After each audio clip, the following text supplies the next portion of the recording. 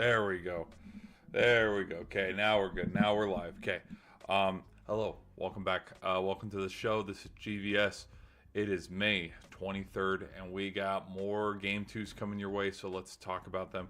Sorry, I totally, when I was streaming the game the other day, because of to get the music to come through, I needed to delete the music so that it would just be the game, but I forgot to put it back.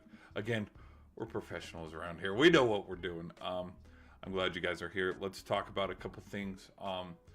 Let's roll. Let's do. Why not? Let's do some. Let's just go around the horn. Let's look at some of the. Let's look at some of the big news that we can get from some of the. Let's look at ESPN. Let's see what ESPN's saying.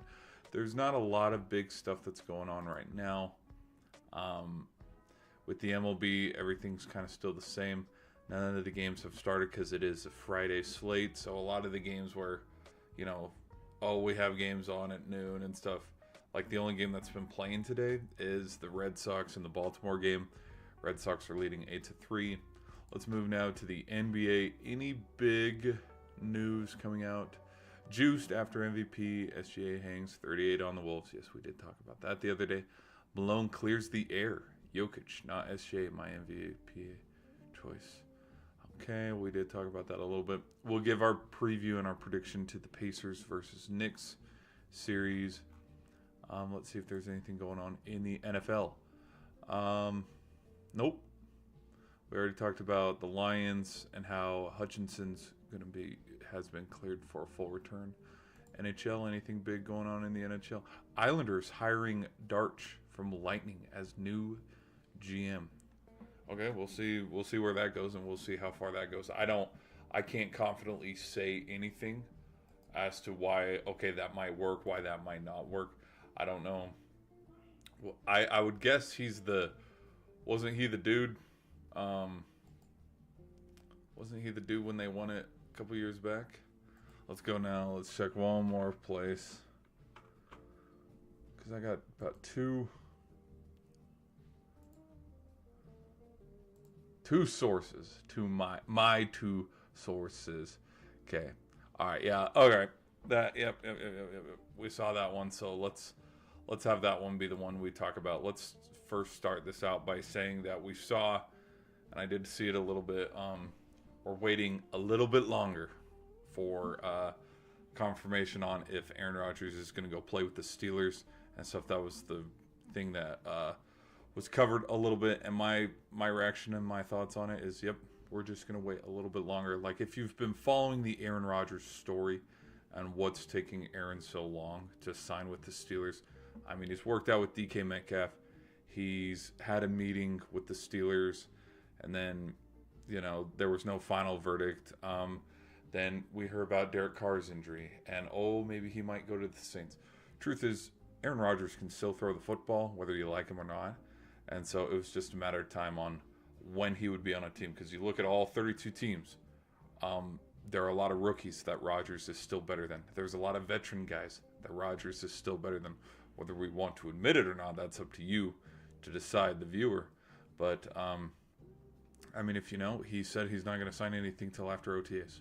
So we're all overreacting in March, expecting him to pull a Russell Wilson, where he's doing high knees on the plane over to Pittsburgh and, throwing with the guys at 6 a.m. in the middle of March. He's not going to do that. He's 40 what? He's not. So I think, plus, football, it doesn't start to get serious till mini camps in the middle of the summer anyways. So no hate on Rodgers for wanting to just take his time getting back. Could it be a distraction for an organization? Yes. But that's up to the organization to handle that and deal with it. Because it's like, if you want your guys here, you want your guys here. If you don't care, then guess what? It's not a problem to you. It doesn't matter what all of us on social media say about, you're terrible, you're a locker room, you're a vampire, you're sucking the soul out of this place. They don't care. They're still going to sign him on the dotted line for millions of dollars. And right now, I think the Saints would greatly benefit from having Rodgers if he were to sign with them. And I think also the Steelers would benefit to have signed with him. He's not going to go to the Browns because there's already 5 quarterbacks in that room. He's not going to go to the Giants because we already know what the future is for the Giants. It's Jackson Dart. Jackson Dart is the future. I think Wilson and Winston might split the reps for the first 6 weeks, but then after week 6, week 7, if the Giants are sitting at 2-4, no need to wait any longer. Throw Dart out there. Let's see what happens, because that's just how it is. Like, Wilson's on his way out. Jameis Winston's on his way out. These guys have, Wilson especially, because it's astonishing to see the decline of Wilson.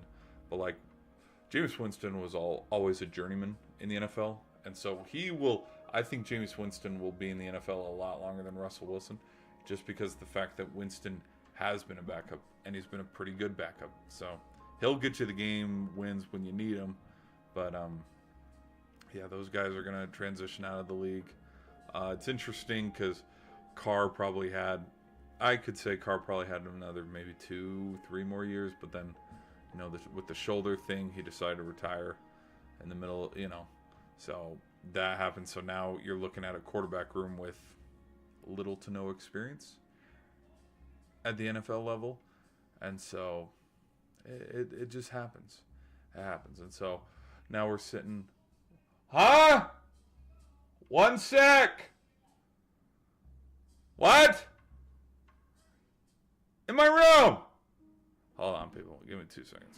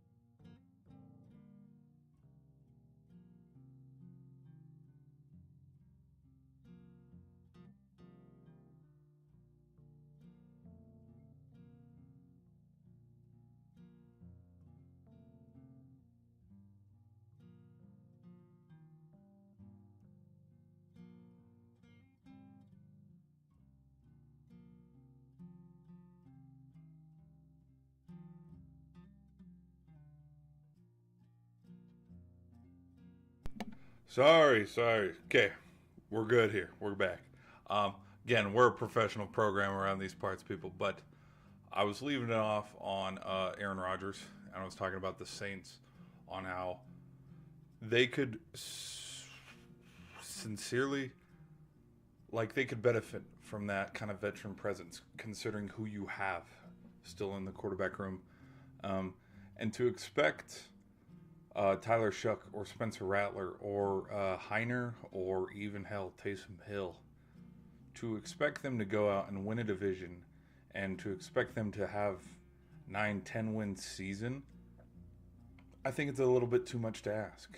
And so I think the Saints would greatly, I think having Rodgers in the building would definitely make the Saints a little bit better, because he's one of those quarterbacks. Whether the stats speak for or the win columns speak for itself. Like, there was a lot going on with the Jets, which is why they were kind of pretty bad. So to put all the blame on Rodgers on why the Jets stunk, it's a little much of a reach. And that's not just me sounding like a shill where it's like, oh no, he can do no wrong. No, there were some pretty there were a couple games last season where, yeah, he played like a 40-year-old and he played like shit. But, there's other games where it's like, damn, okay, maybe you still got it. But again, plus when you're new coach, new system, kind of a rookie all over again, even though you've been in the league forever, because you were with McCarthy, then you were with LaFleur, and now you were with Saleh, and then the interim head coach. So it, just gotta pick and choose your battles. So I think as we wait and we sit on, okay, is Aaron Rodgers going to be a Steeler? Yeah, I think he's going to be a Steeler. We're just going to wait until OTAs are over. And let me double check. Let's look online. Let's see when OTAs are over.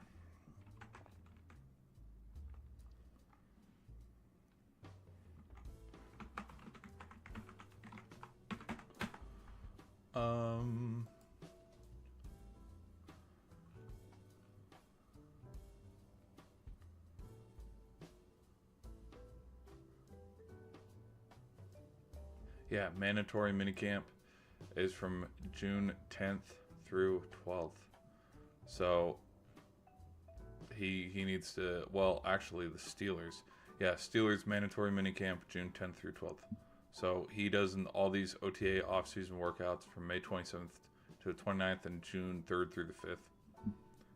He doesn't need to be there. He's 40, so that's me just saying the quiet part, because everybody's like, oh, he's not there, he's not gonna play. He's gonna play football this fall. All right.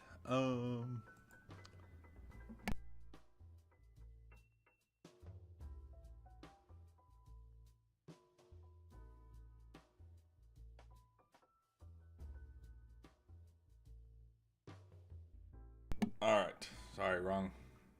Don't know why I'm coughing all of a sudden. Okay, college football, no big news. We did talk about the seedings and stuff, and I give my reaction and my prediction to that. And it comes down to, I think the outcome would have still been the same. I still think that Texas would have lost to Ohio State. I still think Ohio State would have gotten all the way to the national championship, and they would have either played Oregon or Notre Dame, because I don't think Notre Dame versus Penn State, now that we've reseeded and done, I think the game still would have had the same outcome that it did when we saw them back in January. So, yeah. National championship would have been between the Irish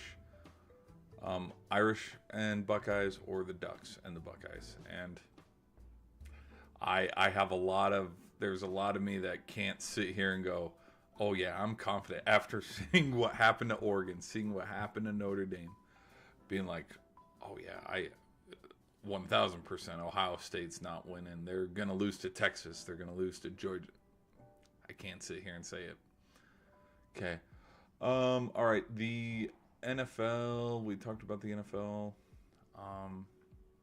Okay, let's move now into our previews for the NBA. We remember where we left off last game, where the Pacers they just stormed back in the final couple minutes. OG missed some of his free throws. That gave the shot, opened the door wide open for Halliburton to, have the last shot, last day of the game. His foot was on the line, so instead of a 3, it was a 2. We saw it bounced up and then came back down. And then, given the Reggie Miller choke, the Knicks choked game 1. They did, considering how much they were up by. But I think this game is where the Knicks bounce back. I really do. I think the Knicks are kind of above average at home. Overall, they're 27-14 in Madison Square Garden. And I just towards the tail end of the game, how the Knicks just got the yips there towards the end and blew the stinking game. I'd lean just towards the Knicks trying to find a way bounce back in game 2.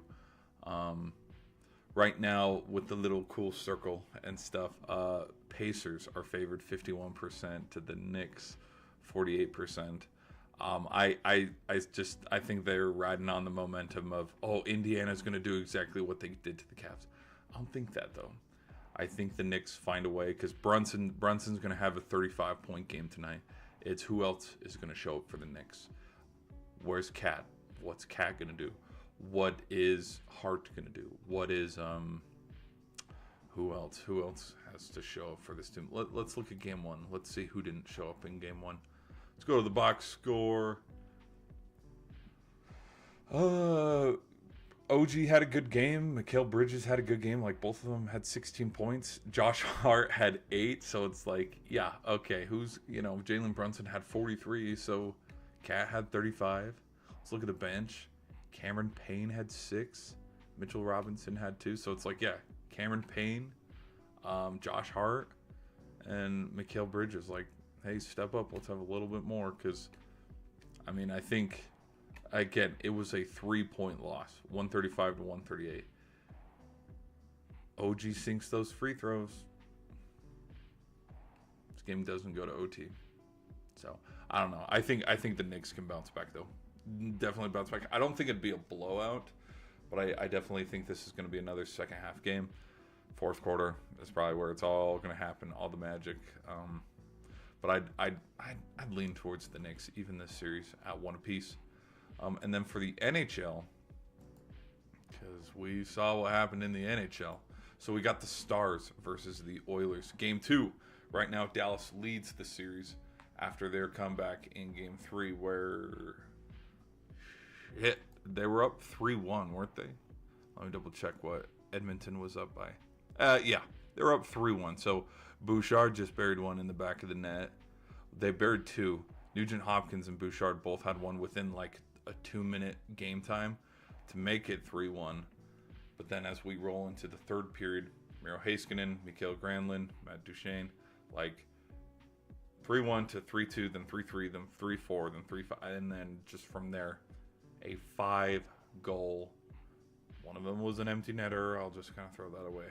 But 5-goal performance for the Stars as they come back, complete the comeback, and just bury them 6-3.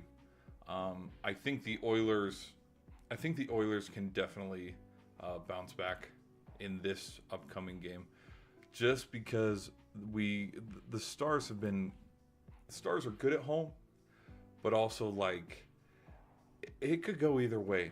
It really could, and I think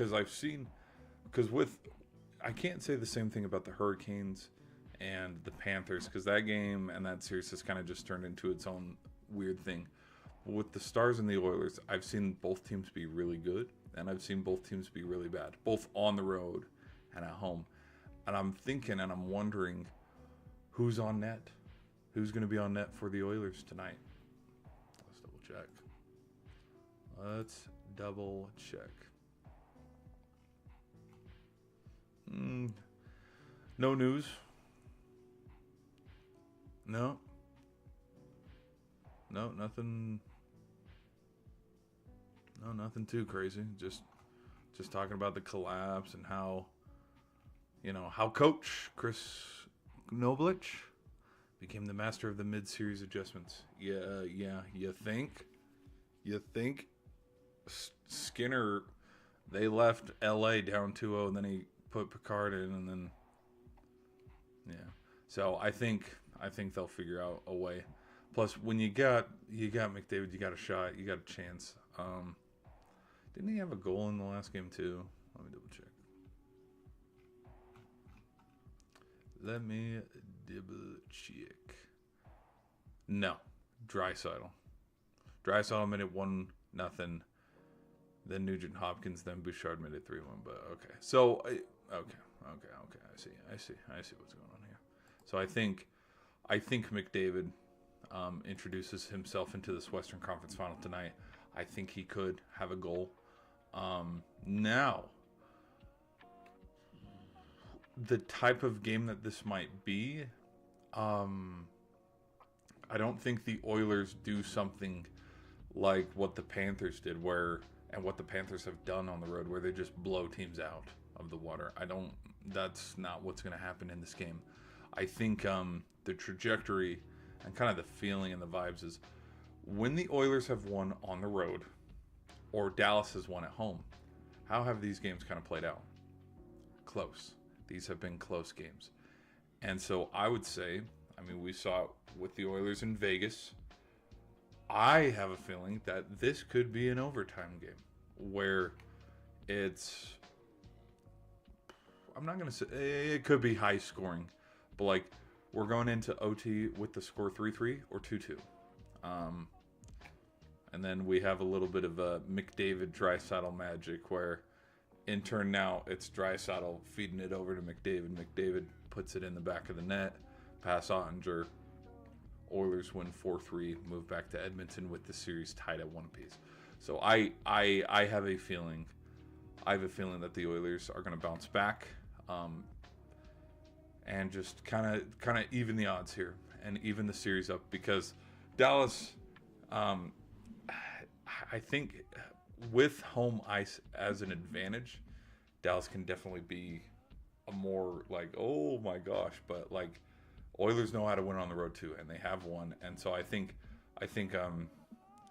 this series, definitely after Game 4, I could see it being 2-2, and no better way for this thing to get to the potential of being 2-2 with other than the Oilers winning tonight, making the series 1-1. Oilers winning Game 3, making it 2-1, and then and not going down 3-1 in a series. Stars fight back, beat the Oilers, in Edmonton in Game 4, make this 2-2 headed to Game 5. So if we're going that direction with how I think this series might go, because both of these teams are very evenly matched, this is where it has to happen. This is where it has to happen. This is a game where it has to happen. So I think also I don't think we've seen status in games. Here we go. Injury report. Ekholm is still out. Estimated return date May 25th. So Ekholm could be coming back. That's going to be a big impact. Let's see. And then Picard, if they need him, Pickard. If this thing gets out of hand and they need to go back to him, they need to at least try to, stay in this thing till May 29th. So we'll see. So I got Edmonton tonight. I think Edmonton can win this thing. Let's see what else we got. More sports. UFL. Anything crazy in the UFL? Let's see the UFL. 2 pro football seasons in 1 year. The quote unheard of pursuit of some NFL hopefuls. Okay. Nothing too crazy. Let's see some scores and some games coming up. Oh, hello. We got a game tonight. 5 p.m. Battlehawks versus the Brahmas. The Brahmas are shit, dude. The Brahmas are 1-7. Brahmas have had a very rough season. Give me the Battlehawks. I think the Battlehawks win. And then out of Saturday's game with the Renegades and Showboats, give me the Renegades. Arlington's kind of struggled this year too. And then Panthers and Stallions, that's going to be a big game. That's going to be at noon. Mañana.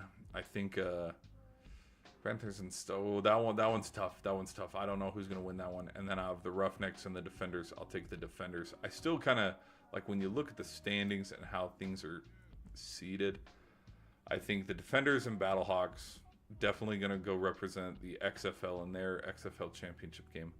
But then with Michigan and Birmingham, I think both of them can stay in. Well, actually, okay, no, that's what it's going to be, because as you look, Houston's been eliminated, Memphis has been eliminated. So we have the Final Four. It's just who's going to be the home teams. I don't think Birmingham... Have they played each other? Stallions... Wait. Panthers and Stallions. Have the Panthers and Stallions played each other? Let me look. Nope.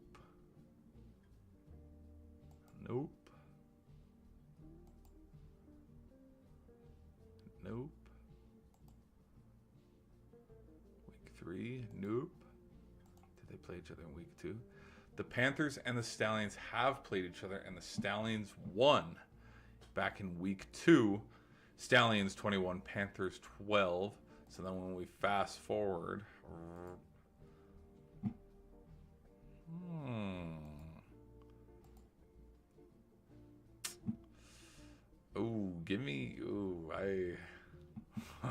I don't know. It could be anybody's game. So, all right, then we'll do that. Okay. All right, people. We are gonna end the stream there. Let me check one more spot. See if we got any other big stories.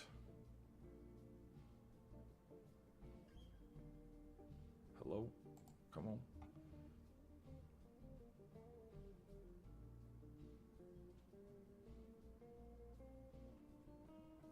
Could NFL players actually win flag football gold? Yes, I think they can.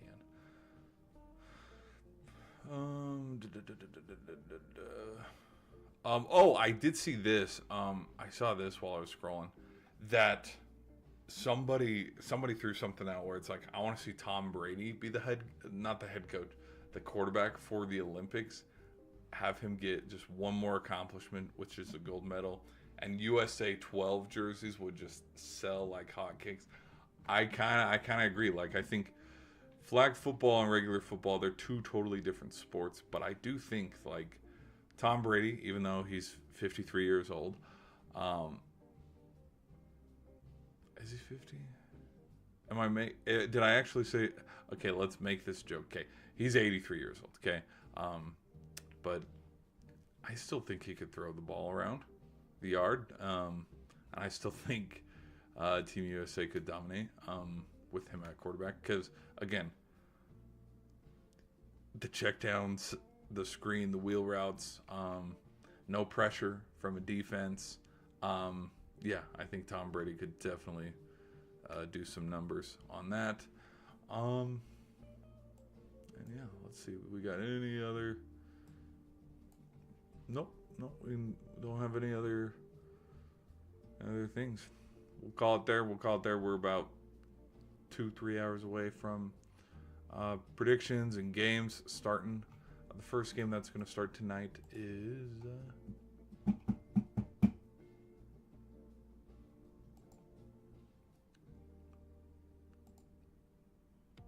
they're both going to start at 5. Okay. All right. Okay, people on the shorts end, we're going to do a hard out.